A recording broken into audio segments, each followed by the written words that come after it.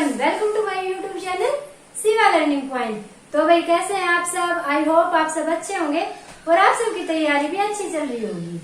तो भाई आज की जो अपनी टीचिंग एप्टीट्यूड की क्लास है उसमें हम पढ़ेंगे शिक्षण के चरण। ये अपनी 4th क्लास है, ठीक है। तो शिक्षण के चरण पढ़ेंगे।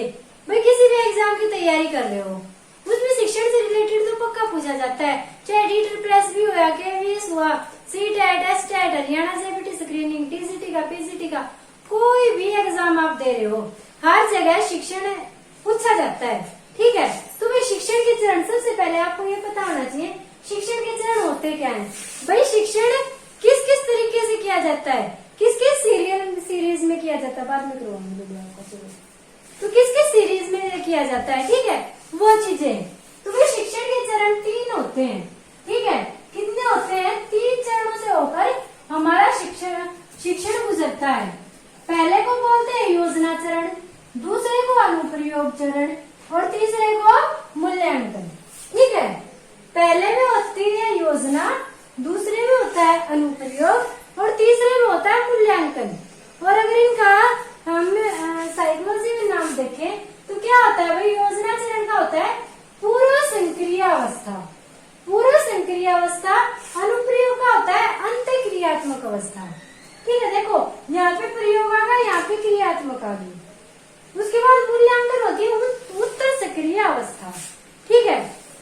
ये इनके नाम है, आपको याद रखने हैं। योजना चरण का है पूर्व संक्रिय अवस्था, अपने अनुप्रयोग चरण का है अंतःक्रियात्मक अवस्था और मूल्यांकन का है उत्तर सक्रिय अवस्था। तो अब ये देखेंगे इनमें होता क्या है। भाई योजना चरण में क्या होता है, जो टीचर होता है वो क्लास में जाने से पहले एक योजना तैयार करता है। आपने भी JBT BEd वगैरह की है तो आपकी टिप्पी लगी होगी टीचिंग प्रैक्टिस जिसको बोलते हैं, 3 महीने की, 6 महीने की, कितने भी दिन की। तो उसमें क्या होता था, बच्चों को पहले लेसन प्लान बनाना पड़ता था, उसके बाद बच्चों को पढ़ाते थे। तो जो लेसन प्लान होता है ना, वही ये लगा लो आपका योजना चरण है, ठीक है। मतलब एक टीचर क्लास में जाने से पहले जो योजना बनाता है कि मुझे क्या पढ़ाना है, कैसे पढ़ाना है, कितना पढ़ाना है, क्यों पढ़ाना है, वो सारी चीजें हमारे किस में आ जाएंगी? योजना चरण में आ जाएंगी। ये हम ये कह सकते हैं ये सिर्फ पेज पे होती है, ये सिर्फ पेज पे होती है, इसमें क्रिया नहीं होती। तो इसमें प्लानिंग बनाई जाती है योजना चरण में, पूर्व संक्रिय अवस्था में, ठीक है। इसके देखो भाई इसके स्टेज कौन कौन से होते हैं। सबसे पहला होता है लक्ष्यों का चुनाव, शैक्षिक लक्ष्यों का चुनाव। टीचर क्लास में जाने से पहले अपने शैक्षिक लक्ष्यों का चुनाव करता है कि वो किसी भी टॉपिक को क्यों पढ़ाएगा, कोई भी टॉपिक उसे क्यों पढ़ाना है, ठीक है, किस लिए पढ़ाना है। तो एक मोटिव रखेगा वो कि हमें क्यों पढ़ाना है। जैसे भी मेरा मोटिव है कि भाई मेरे ज्यादा से ज्यादा बच्चे सिलेक्ट हो, ये इसी मोटिव के साथ मैं क्लास में आती हूँ ना, पढ़ा के जाती हूँ आप सबको, ठीक है। तो क्लास में जाने से पहले टीचर क्या करेगा, अपने लक्ष्यों का चुनाव करेगा। और लक्ष्यों का चुनाव क्या सोच के करेगा? बच्चे के मानसिक स्तर को ध्यान में रखे। अब मान लो भाई मैं पहली क्लास के बच्चे को पढ़ा रही हूँ और पढ़ाते हुए मैं ABCD उसको याद करवाते हुए ये तो नहीं दिमाग में लाऊंगी कि इस बच्चे की जॉब लग जाए। मेरा लक्ष्य ये नहीं होगा ना। हाँ, आपको पढ़ा रही हूँ तब मेरा लक्ष्य है कि आपकी जॉब लग जाए। तो क्या है लक्ष्य? हमेशा बच्चे के मानसिक स्तर को, आयु को और वातावरण को ध्यान में रख के लक्ष्यों का चुनाव किया जाता है, ठीक है। तो शिक्षक पहले क्या करेगा भाई? अपने शैक्षिक लक्ष्यों का चुनाव करेगा। फिर दूसरे नंबर पे आता है सामग्री का चुनाव। दूसरे पे टीचर क्या करेगा कि वो सामग्री का चुनाव करेगा कि उसे क्लासरूम में क्या क्या चीजें लेके जानी है जिससे वो अपनी टीचिंग को इफेक्टिव बना सके। भाई क्या क्या चीजें उसे क्लासरूम में लेके जानी है। तो दूसरे नंबर पे वो क्या करेगा? फिर अपनी सामग्री का चुनाव करेगा कि भाई हाँ मुझे ब्लैक बोर्ड का यूज करना है, मुझे चित्र का यूज करना है, मुझे कोई डायग्राम दिखाना है या फिर मुझे कोई मॉडल वगैरह दिखाना है। तो क्या वो सामग्री का चयन करेगा। तीसरे नंबर पे वो क्या करेगा? प्रस्तुति के लिए अनुक्रम तैयार करेगा।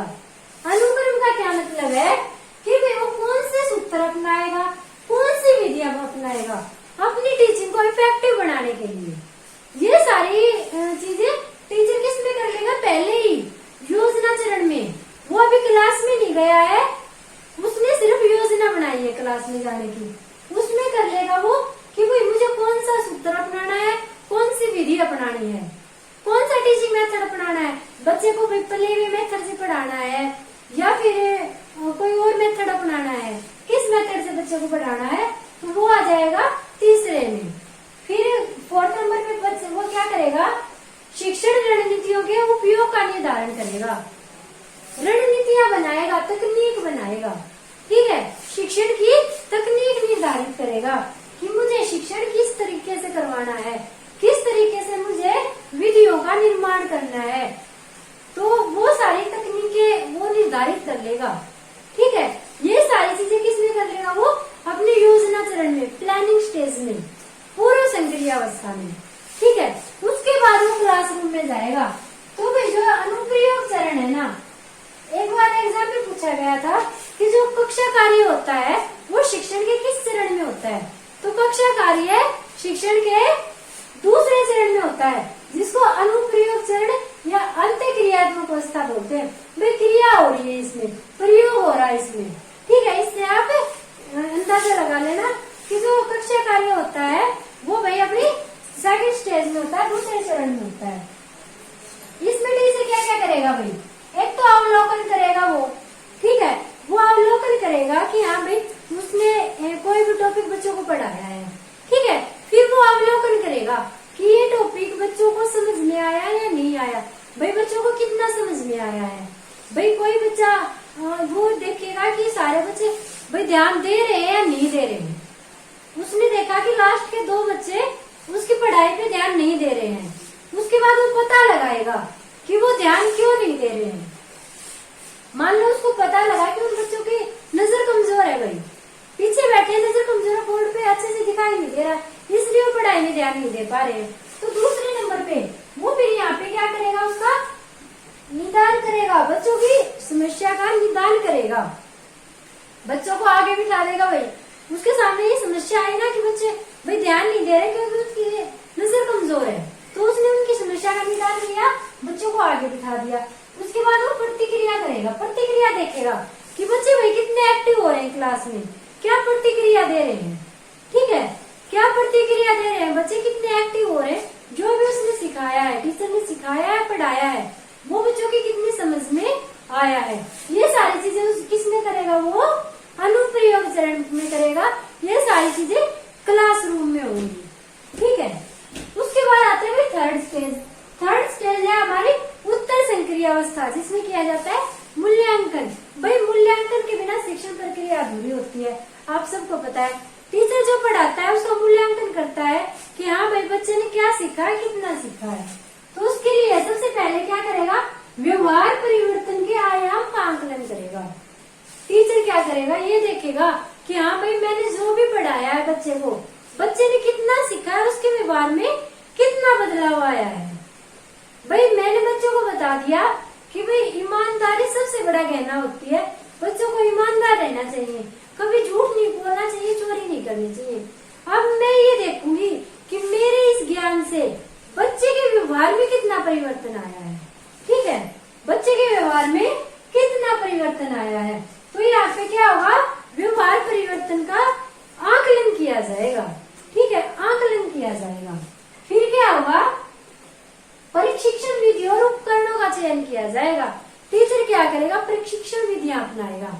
यहाँ पे देखो भाई, यहाँ पे उसने क्या किया था, जो सूत्र और विधियां, जो शिक्षण विधियां हैं उन्हें डिसाइड की।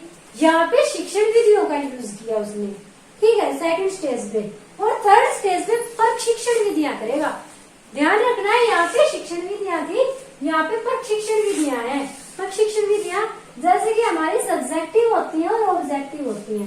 सब्जेक्टिव में टीचर क्या बोल देगा कि कोई भी टॉपिक जो उसने समझाया है जिसपे ऐसे लिख के दिखाओ, वो हो गया हमारा सब्जेक्टिव। अगर टीचर एमसीक्यू बोलेगा, एमसीक्यू बोल दिया, वन लाइनर बोल दिए, तो वो हो जाएंगे हमारे ऑब्जेक्टिव। तो चाहे सब्जेक्टिव टेस्ट ले या ऑब्जेक्टिव टेस्ट ले, टीचर ये देखेगा कि भाई मेरा पढ़ाया और बच्चे को कितना समझ में आया है। तो यहाँ पे बच्चा टीचर प्रशिक्षण विधियों का उपयोग करेगा। उसके बाद क्या करेगा, प्रशिक्षण विधियों का को बदलेगा। मान लो भाई बच्चे को कोई चीज समझ में नहीं आई तो टीचर दोबारा क्लास में जाने से पहले अपनी जो विधियां है उनको चेंज कर देगा। ठीक है, जो विधियां उनको चेंज करेगा। पहले मान लो टीचर ने व्याख्यान विधि अपनाई थी तो अब वो प्रश्नोत्तर विधि अपना देगा, प्ले वे मेथड अपना देगा, खेल विधि, मतलब कोई भी भाई एक विधि से बच्चों को नहीं समझ में आ रहा, कुछ बच्चे नहीं समझ पा रहे तो टीचर क्या करेगा, अपनी शिक्षण विधि में चेंज कर देगा। ठीक है भाई, तो ये थे हमारे शिक्षण के चरण। आपको ध्यान रखना है 3 चरण होते हैं। पहले में टीचर योजना बनाता है, ये लगा लो कागजों तक सीमित रहती है। अपना जो हम लेसन प्लान बनाते थे अपनी फाइल तक ही रहता था, राइट। दूसरा होता है अनुप्रयोग चरण, इसमें कक्षा कार्य होता है। ठीक है, तीसरा होता है अपना मूल्यांकन। ठीक है, इसमें टीचर मूल्यांकन करता है और अगर उसको कोई कमी लगती है तो वो अपनी शिक्षण विधियों में चेंज करता है।